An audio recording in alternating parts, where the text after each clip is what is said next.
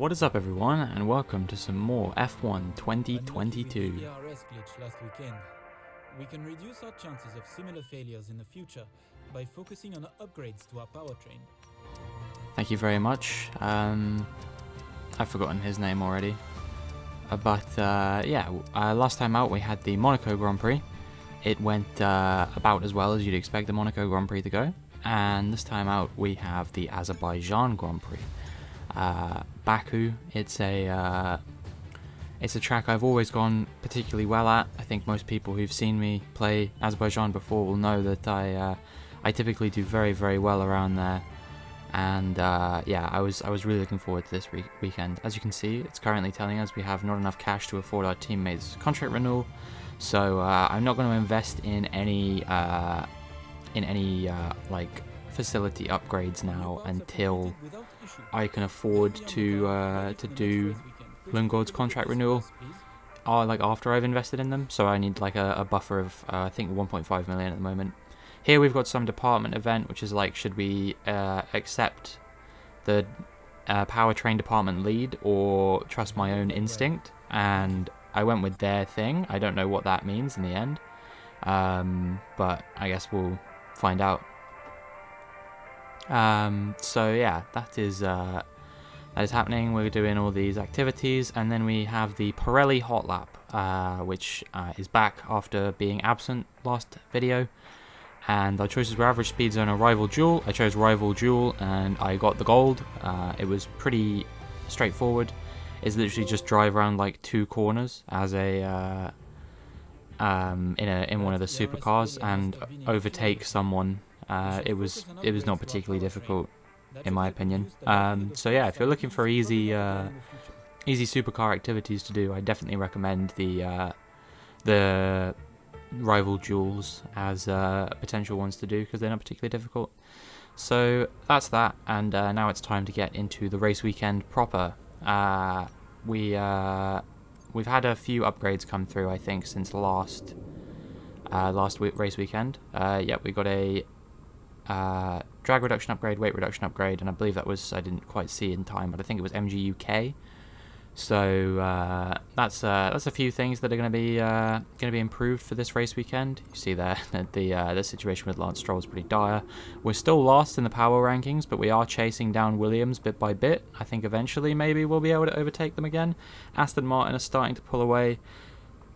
McLaren and AlphaTauri have pretty much completely pulled away at this point, so I don't anticipate that we're going to be able to catch them this season, but that's fine. And then I just had to look through the standings briefly and the season results and stuff like that, and you can see things have gone pretty poorly for both us and Lundgaard, and I'm not expecting that they will get any better anytime soon. Unless, we finally make a breakthrough with R&D, which is going to be quite hard because our facilities are so bare bones at the moment. So anyway, now after that, it is time to get into the first practice session of the weekend, the one that I actually drive out on track. And this is going to determine quite a lot, actually, because I obviously, like I said, my pace here is usually pretty good. So this is a good way to determine how well I'm actually going to do over the course of the race weekend. So here we are. I've already done a practice program at this point, and I'm coming out, and this is when the AI is still controlling me. It just drives me straight into the back of Esteban Ocon there, who seems to have gone into the wall, and I think he is out of the session. So that was a bit frustrating, because it meant that he's out of the session, and you can see my front wing's completely gone there. So I'm going to have to come back into the pits to change that before I can actually get out to do another flying lap. Which, it was a bit weird. I've never really seen anything like that happen before, but it did happen. So, yeah, I'm not really sure why that was. I guess the AI is programmed to drive a particular path. But then, what was even weirder is that as I was coming back into the pits, it gave me a notification saying George Russell was out of the session. So that's 2 DNFs in this session, as we look at the telemetry. Tyre wear low, pace not fantastic, at least not for the first couple laps. Session has drawn to a close, so let's review our top 3. Leclerc, Perez and Carlos Sainz. And if today's practice is anything to go by, we're in for an exceptional weekend of Formula One. So that was quite weird. We had 11 DNFs in that practice session. All those people you see that say DNF, they crashed out, and Verstappen and Albon, who didn't set a time, crashed out before they were able to set a time. I can tell you that for a fact because I was driving when I got the notification that said that they were out of the session. So that's 11 DNFs. So yeah, I was thinking my pace was decent. It was a little bit shaky, and I thought maybe, you know, it could not be accurate since not many people actually set times before they crashed out. But either way, I was thinking, well, if the AI is this bad around the track that 11 of them crash out in practice, surely there's an opportunity for me to do, you know, maybe I could just get into the points on retirements or something like that. You know, maybe there'll be a lot of incident on track over the course of the, I believe it is 26 laps that a 50% distance races. So yeah, there was a lot of opportunity for me to potentially get back into the points, even if my pace isn't fantastic around here. But either way, like based on that practice session and based on previous year's games, I was still pretty optimistic about my pace around here. Obviously, this is a track that favors straight line speed quite drastically, so that can also be a factor. Thinking about making sure you have pace in a straight line and all that kind of thing, but I don't know. I feel like even then, you know, if I'm fast through Sector 2, it's not going to make that much of a difference. So here I was looking at sort of where we are in comparison to everyone else on each particular department, and also whether I could afford any upgrades on the car. And you see, we do have room for one aero upgrade here, which it wasn't recommending to me, but I'm so desperate to get as many upgrades on the car as quickly as possible that I was prepared to invest in another aero upgrade. So in the end we went for side pod profile, which I believe is a drag reduction upgrade, because anything that can make us faster in a straight line is something that is going to be severely welcomed, because our engine and our durability is like the worst on the grid at the moment. The chassis is surprisingly not as bad as I was expecting it to be, even though we don't have that many chassis upgrades at the moment. So yeah, like I said, we're sort of mid-pack when it comes to aero, second worst when it comes to chassis.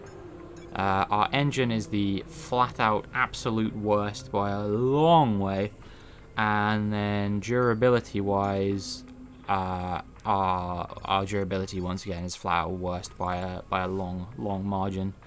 So not the most encouraging signs in the world, but you know, that's the whole point of starting at the back, is that you work your way to the front. And because we're on reduced sliders and the AI is on increased sliders, that means it's going to be a long old time before we eventually get there, which is, you know, similar to what it would be like in real life. You don't go from being a back marker to being a front runner in a season or two. It takes, you know, 4, 5, maybe more seasons, and what happens with that remains to be seen. But anyway, here we are in qualifying. You see I just finished my first flying lap there, and it was a 1:43.3, not a particularly representative lap time, but then I forget to put on a set of new tyres, and it's as simple as that, and the session is over, and yeah, it's only good enough in the end for position 22, P last, as Antonio Giovinazzi would say. So yeah, not the best result in the world, but I'm sure we can still fight back from there in the race. My race pace looked decent at times. You know, if I can find or extract the maximum amount of pace that the car has in it, then perhaps we can go well. But you know, it remains to be seen. Scroll down and you'll see Lundgaard was P20. We had a bit of a lack of pace compared to him as well. You know, even if I had improved by sort of like 4 or 5 tenths on that second lap, we still would have been, you know, several tenths off of him. So I was a bit confused by that, because, you know, I know Lundgaard is, you know, starting to find his groove in F1 a little bit, but he's been consistently better than me recently. You know, Imola, he was faster than me.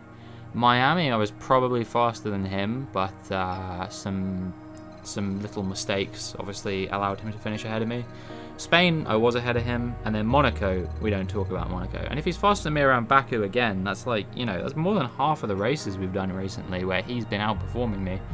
So I think at that point we have to start asking questions about my own performance, and particularly with regards to things like difficulty level. Perhaps I'm on too high difficulty if I'm getting this savagely battered by my own teammate. But anyway, I think about now would be a good time to get into the race weekend. Good afternoon and welcome from Baku. This was the arena, if you think back to 2017, of one of the most eventful races of modern history, with controversy behind the safety car, last-second overtakes, and a historic podium for Williams and for Lance Stroll. Let's find out what lies in store for us this year. It's time for the Azerbaijan Grand Prix. It's 3.7 miles around a lap of Baku's city circuit, 7 rights and 13 lefts, giving us a total of 20 corners. Watch out for a safety car today. Incidents are already common on this circuit, and the wet conditions will only make things worse, particularly through the incredibly narrow turn 8. Before we begin, let's take a quick look at the grid lineup for today's race. Charles Leclerc lines up on pole position, and Max Verstappen lines up alongside.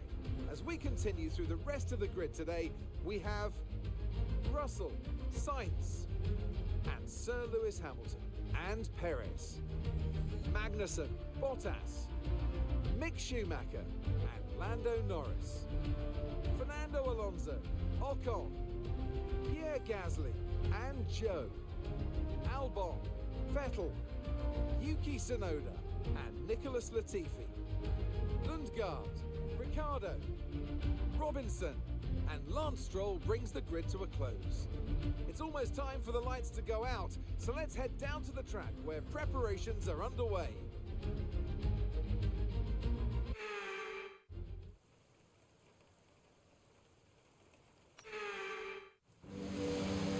So here we are on the formation lap, and yeah, it's raining. And also Lance Stroll has a grid penalty, which I can only assume is the game doing everything in its power to try and help me get one back over him in this rivalry. I think it's too late regardless, but you know, if we're starting ahead of him, we'll see what we can do.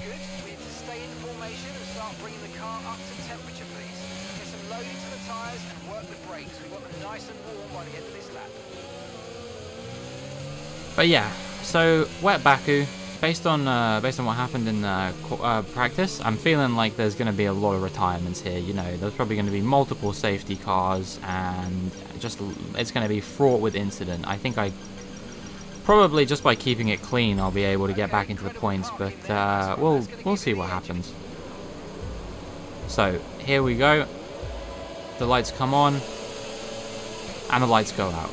And here we go. It's a decent start, but you know, Ricciardo definitely has probably a similar amount of traction to us, but he gets caught up behind Latifi. We get stuck behind Lundgaard as Stroll goes up our inside, but we managed to find some space on the track actually to go around the outside, and we make up a couple of positions on Lundgaard and Ricciardo there. Here's Tsunoda swerving all over the track in front of me. That feels very illegal, but I'm not going to question it. It's lap 1. It prevents us from probably making a move on both him and Latifi, and then through back goes Ricciardo. I guess he got a superior exit on the corner to me, and Stroll dives up the inside. So now it's Lundgaard and myself making up these last 2 positions. And Lundgaard around the outside is trying to do one on me here. I'm gonna squeeze him here, but even then he just has so much traction. I just don't understand how I've got this little traction around these corners, you know? Like I'm having such poor exits from the corner at the moment in the wet. I don't know why that is, but yeah, it's basically just impossible to stay with them on the exit of any of these corners. You see Lundgaard pulls away by like 2 seconds, or not 2 seconds, but like 2 or 3 tenths of a second through that part of the track alone. So at the moment, it's just looking so hopeless for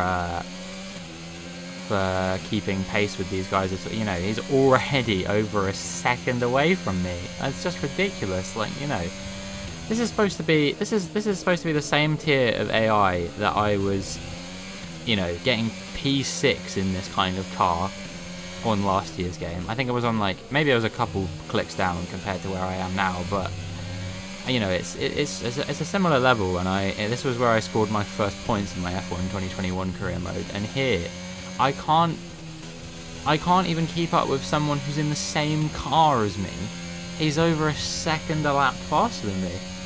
You know, we were competitive through the first few corners, but then as soon as, you know, the order started to smooth out a little bit or whatever, it was like we just completely got dropped by them entirely. You know, over a second behind him already, just on pure pace. On pure pace, he overtook me like halfway through the lap, which means he's got to be like multiple seconds a lap faster than me, probably. I was like, what is that? I just, you know, I was really struggling to understand what was going on here.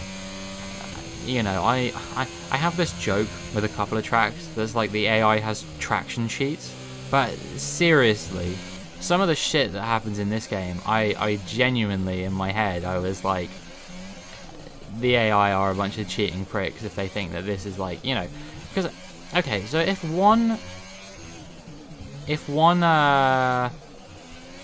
point of difficulty is 1/10 per lap of speed, and I was setting, and they're setting 142s, you know, and that's like Lundgaard and people like that setting 142s in qualifying.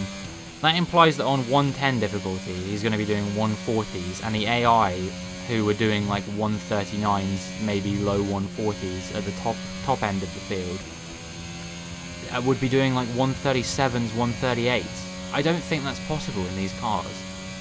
I don't, you know, I just really struggle to see how, you know, someone, a human being could do something like that. I think that's close to what the time trial record is on this track for this game so far. And I know obviously that number's going to come down as more experienced people play this game and people get more of a feel for these cars, but like, I was really struggling. So here we are on lap 11, and you see they're already over 10 seconds ahead of me by this point, and things were just so dire. And I know I don't want to look for excuses as to why we're so shit or something like that, but I really feel like they severely buffed the AI in this game. You know, I was loads faster than the AI in last year's game on this same difficulty level that we're now playing on. So that was a warning about our gearbox, and as you can see, it's at 70%. So I'm thinking it should last the remainder of the race, but it's definitely going to need changing for next race. There you can hear the likes of Russell, and I believe that is Verstappen in P1, blitzing past down the main straight as I'm still coming through the castle section. That's just a testament to how far behind I am in this race. They give me an update on my tyre condition, and the I believe the weather at this point was starting to clear up a little bit, not a massive amount, but a little bit, and they tell me to box this lap, but I'm thinking to myself, well, Latifi, Stroll, Lundgaard, maybe Tsunoda and that are 20-something seconds up the road. That's about the length of a pit stop. If they're all pitting on this lap, which the AI is known to not have the most intelligent pit strategies in the world, so I thought maybe they might pit on this lap. Perhaps I can get one over on them, at least initially. They'll probably get back ahead of me, but you never know. So I stay out until lap 16, and this is where I kind of determine, I think maybe DRS got enabled on this lap or something like that, and so I decide to gamble, and you know, I say, I think it's going to be dry enough for slicks very soon, so if I can get back out on them now, perhaps I can make up some time on these guys on inters. So I'm the first of anyone into the pits. You know, when you're in last, if you want to get back into a race like this, you need to make gambles. So yeah, we're in, and it is an optimal stop. Absolutely perfect. There seems to have been a problem attaching the left rear wheel. We need to try and put that behind us though, and let's finish this race strong. Look after these tyres now. We want to finish the race on this compound. Sadly, I wasted $1 million on upgrading my pit crew, only for them to fuck up my pit stop again. And yeah, cold tyres on a wet track, and just go sailing on at turn 2. Nothing I can do. It's like driving a boat.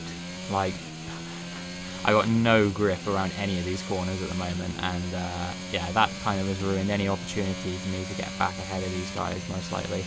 But also, they never stopped for a new set. I was hoping they would, but it never came, unfortunately. They stayed out I think the game might have made the AI pit strategy a bit more intelligent in this game compared to previous years' games, but it remains to be seen. So here we're on lap 22. We're riding alongside Pierre Gasly, looking at him. I think it's going to pan to his onboard now, actually, as we come down the second DRS straight on the lap. And here you see that's Bottas pulling over to the side. He's got smoke pouring out, and Pierre Gasly just goes straight into the back of him as Bottas is weaving all over the place, trying to find a place to retire. So that's 2 cars out there. That's Bottas with a mechanical failure parking up at the end of the straight, and Pierre Gasly going into the back of him, and a safety car is called. And this could be critical for us. We are 30 seconds down in the nearest cars, but if the safety car stays out long enough, I think we're going to have 3 laps of safety car running. There is a potential for me to catch up to the back of this train and maybe make something happen. The only downside here is that usually if I was closer to the cars in front, I probably would have switched to a set of softs to try and like contend with them, but I was worried if I did a pit stop here, I wouldn't have had time to catch up with them, so I opted to stay out on these medium tyres, which are, you know, they're alright. They're not fantastic, but they're you know, 20% roughly on the rears, and that's it. I think that's probably alright. It's quite funny because usually, you know, most tracks I find I wear out my front tyres much faster than my rears. But Baku is like, you know, a rear tyre heavy kind of circuit, so... Safety car in this lap, safety car in this lap. Let's make sure those tyres are up to temperature. Remember, there's no overtaking until the timing line. Stay in position until the green flags.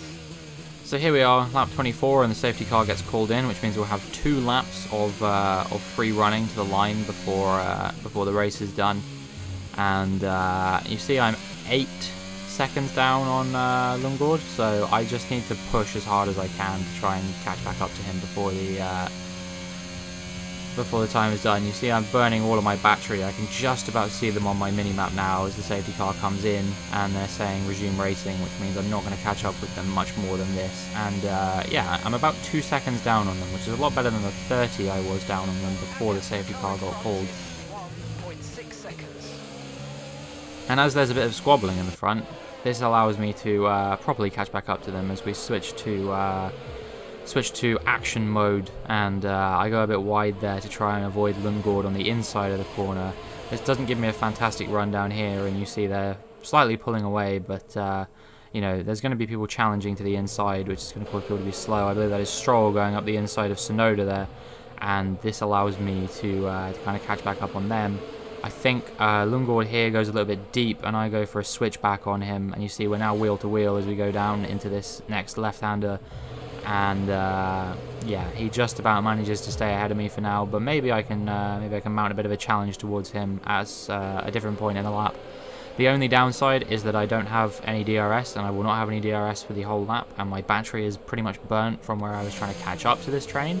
So whilst most of these guys, because they were in a safety car queue for you know, a lap or 2, they've probably got full batteries. Mine's almost empty, which means I've got pretty much nothing to compete with these guys, which is a bit frustrating, but it is what it is.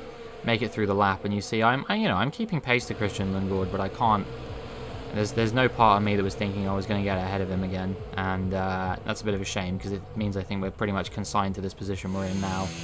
But you know, at least it looks a little bit less sad than it looked when we were 30 seconds down on all of them.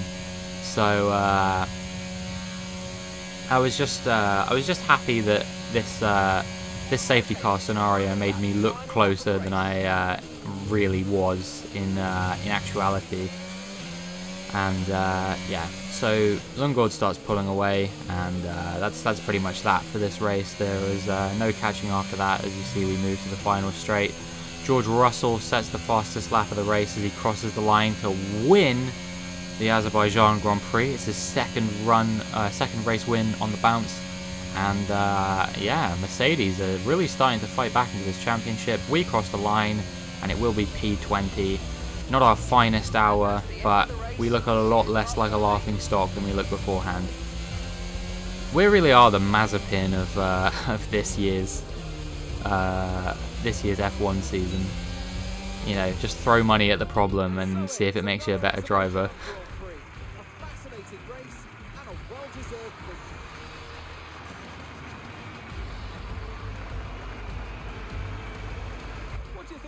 today, Ants, that gave them the edge over the competition? I'd say it was down once again to good, consistent driving, nailing the corners, working to the track conditions and perfecting the team's strategies. They got all of these things right today and the results speak for themselves.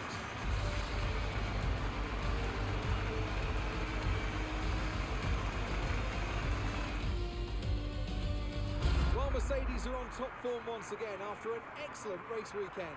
It's great to see them up on that podium once again. Yep, so indeed, George Russell wins his second Grand Prix on the bounce, and it's Verstappen second, Leclerc third, so lots of championship protagonists on the podium here.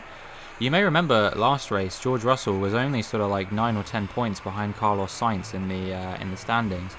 So if I'm not mistaken, and we can see in a second, I believe that means George Russell is now leading the Formula 1 World Championship after 8 races. Which is, you know, not bad for Mr. Consistency, even though I think he's had a DNF at some point here. But yeah, as we go through all this podium pass malarkey, we'll be able to confirm for certain whether I was correct or not. Indeed he does. Today's superb result. And now let's take a look at the driver's standings. Now, let's discuss, Ants. Who would you say is a contender for driver of the day? Daniel Ricciardo would be my driver of the day. He just outright refused to make any mistakes. Perfect driving. Let's move on to the constructors. It was a tough race for our championship leaders who lose ground at the top of the table. Meanwhile, good work from Aston Martin this weekend, who pushed themselves further up the order. It's been an absolutely wild weekend of Formula One action. I can't wait to see what's next. So yeah, Russell takes the lead of the championship. We've still yet to get off the mark on points, and we are currently at the bottom of the team's championship, which is a place I would really appreciate leaving before the end of the season, because that's the difference between millions of dollars, which is going to be so useful for upgrading our facilities in good time. Yeah, I believe there is, yeah, like I said, 10 points between Russell, Leclerc, Sainz at the top of the table, and there's only 3 points between Hamilton, Perez and Verstappen in the battle for fourth. So it's quite a competitive championship at the moment, and no battle is as tight as the battle for ninth in the constructors table, where all 3 teams competing for it, Aston Martin, Williams and ourselves, Jaguar, we are all currently on 0 points. I'm sure that will change before the end of the season. I think both Williams and Aston Martin have had 11th place finishes at some point this season. I believe Vettel had an 11th place in Monaco, and maybe Albon had an 11th in somewhere like Miami or something like that. I don't remember exactly, but I definitely remember someone getting 11th somewhere for Williams. So that is going to be difficult for our chances. I can't tell if this is spray or if this is our gearbox starting to, or our MG UK starting to kick off a bit of smoke. If so, that could probably explain why we were so slow around here. But we are going to be changing a few components for Canada, so it's not a big deal. And yeah, that's the highlights done. And here we are. We actually set a faster lap than Lance Stroll in the end, so that was quite encouraging to see. But we do lose the rivalry, unfortunately, because he finally makes it to the 30 points mark, and as a result we lose a bit of acclaim. Lundgaard also loses a bit of acclaim. I don't really understand why he loses the acclaim. Maybe he was in a rivalry with someone who he didn't beat as well. But yeah, that means he's back down to claim 7, but I'm sure he'll work his way back up to 8 before contract renewal season comes around, so he'll be worth 2 million. And yeah, that's going to be it. We actually make quite a bit of money this weekend from the car for a change. And that is all. If you enjoyed, please subscribe and like the video and follow my TikTok. And hopefully I will see you in the next one.